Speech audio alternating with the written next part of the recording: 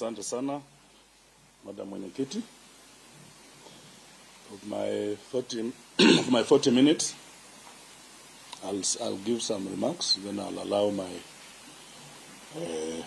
advocate to say something about the same. This is a case of gross violations of the Constitution, gross misconduct, and ministerial responsibility. National agenda of this administration of William Ruto on food security is noble. And from the onset, I must say, we support the president because agriculture is the backbone. If the country is food secure, then you have a healthy nation.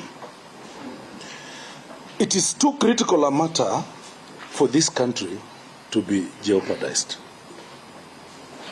Madam Chair, various violations meted out against innocent Kenyans through distribution of fake fertilizer, as we will be demonstrating to this noble committee. Consumer rights have been violated, and someone must be held accountable. Ministry of Agriculture and Livestock has got a head who must take responsibility. In fact, in serious democracies, by now, the minister should have resigned. Honorable Committee. This is one of the flagship of Honorable William Ruto.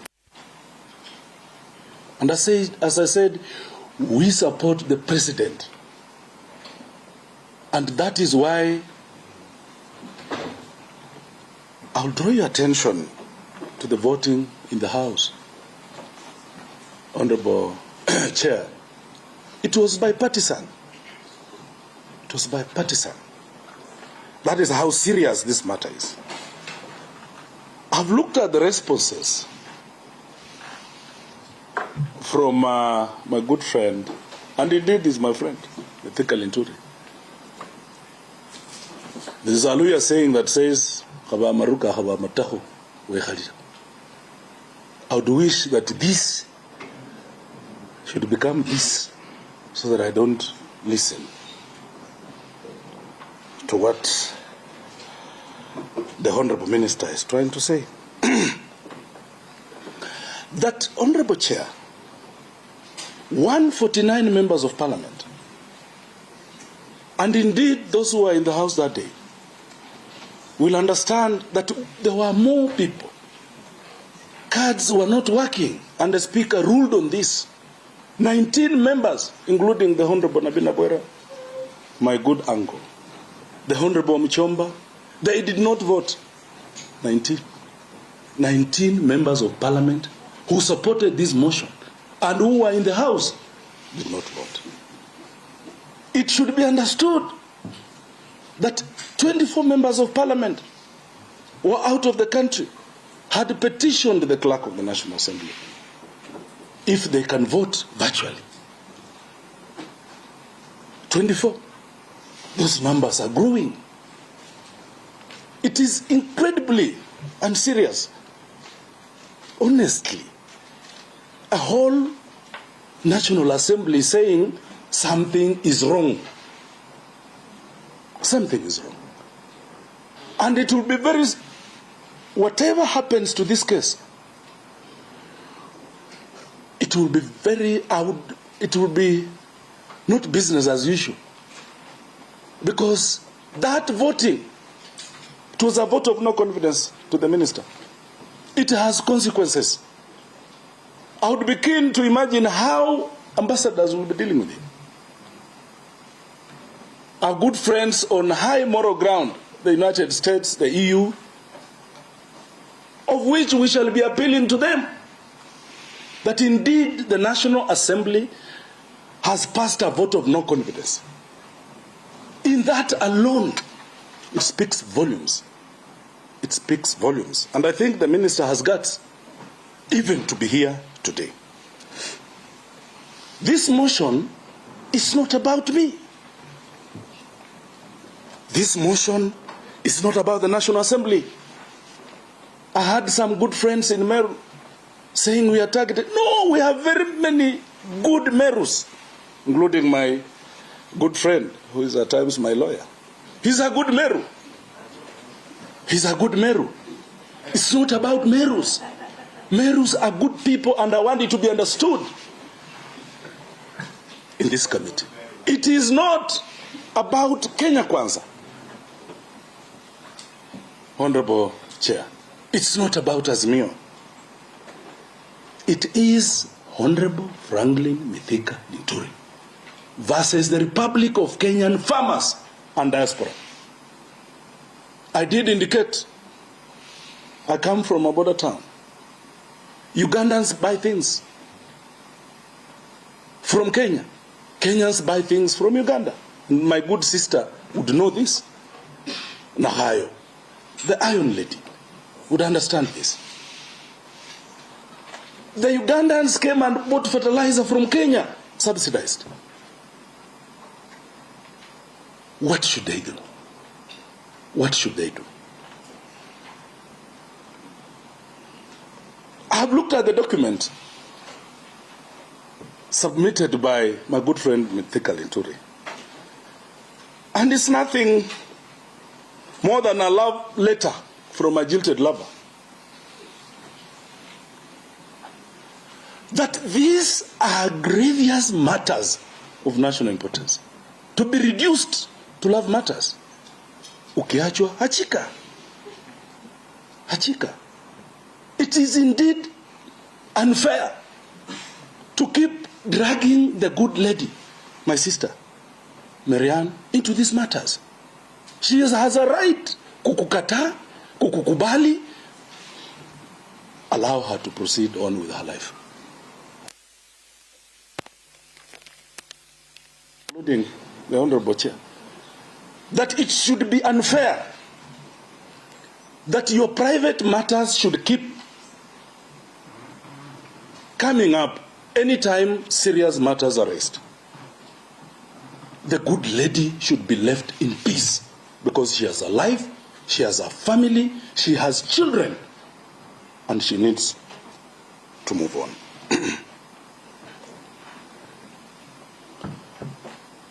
We shall speak. This is a select committee. We shall say that which we want to say and that which we think is important to this committee.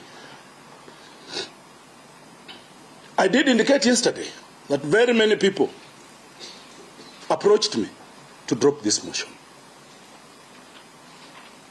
I refused. And in fact, I told one of them, I'm different from the Honorable Mithika Linturi. It should be understood, Honorable Chair, that the Honorable Mithika Linturi started a process such as this. This was going to be the second one in the new constitutional order. Had he been serious, he went ahead, he collected signatures, it was put on the order paper, his motion. What did he do? He went to Naivasha, was given money and love. Chair. That indeed it is a demonstration. Chair, I have a point of order. Point of order by Yes. Honorable We've made it very clear that any statements made by a witness, the sponsor, or the respondent must be substantiated. Allegations have been made about going to Naivasha, money being exchanged. Unfortunately, we do not have any substantiation on that. Let's not use this opportunity to malign one another. I think we should observe equal and we must be welcome. Honorable Chair, it is indeed in public. It is indeed in National Assembly records that a motion to impeach one Anne Waiguru appeared on the order paper. It is indeed in records of the courts. in the divorce case of the Honorable Franklin Mithika Linturi and Aldai Member of Parliament, Marianne Keitani, as to where the member... Honorable Wamboka, I think you should limit yourself to the subject. Well guided, Chair. That, Madam Chair, I'm a serious Kenyan. I had to do this, and I have done this.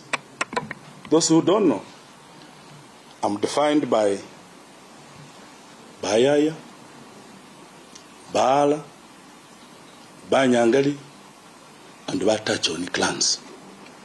That definition, those sub-tribes cannot allow me to be bought, cannot allow me to be subverted. That is why we are here. It's because I'm serious, and I will die for the farmers of Kenya.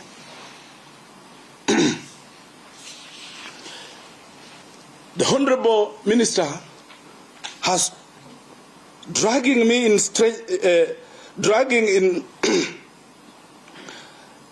dragging strangers in the name of my alleged affairs, which cannot negate the fact that innocent Kenyans are suffering. I would want to understand, by you saying that so and so is Jack's wife, is the honorable member's wife, how does that relate to the suffering of Kenyans? How does that relate?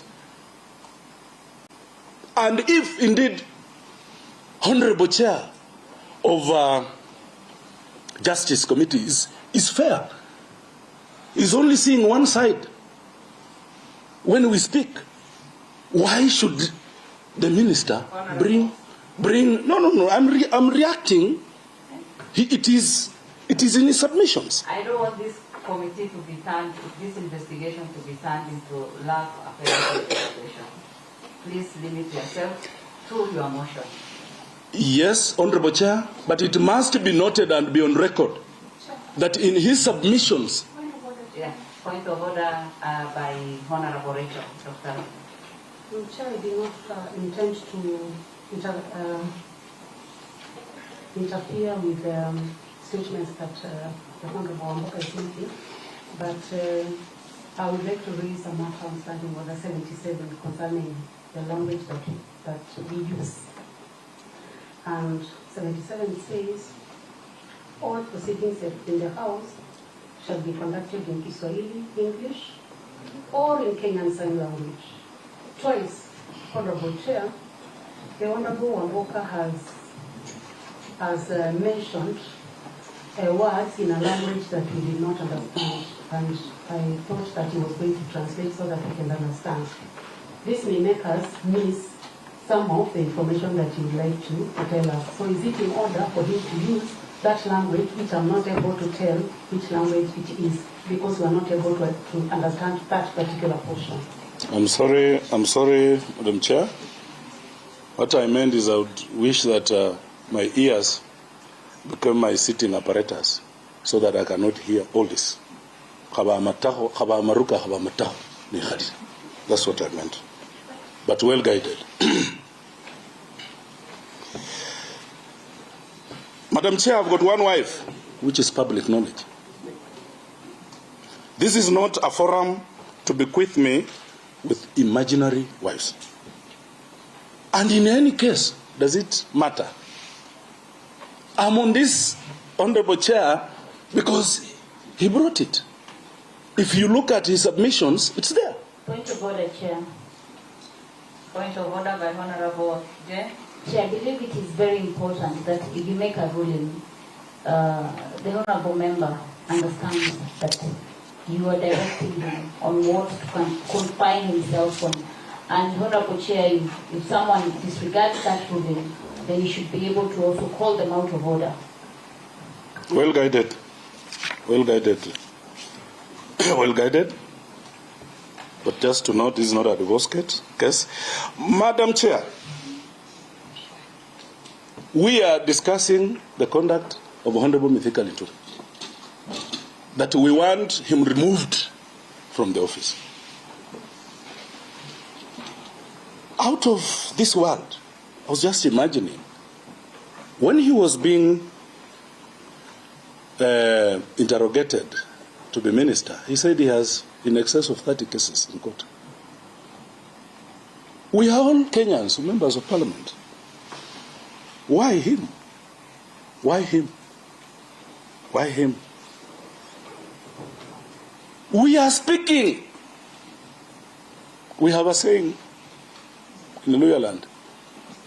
The hyena told the stone. You remember the case of J.M. Kariuki when they were investigating his death. Mwangale told his house. It's a house of records. The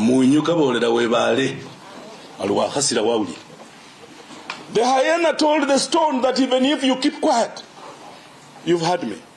Honorable Mithika Linturi, even if through the chair, even if you keep quiet, you've heard the cries of the Kenyan people. Thank you, Madam Chair. Now call my lawyer, the Honorable Dr. Haminwa, to give the balance in my minutes. Asanteni sana, Mungu ambariki.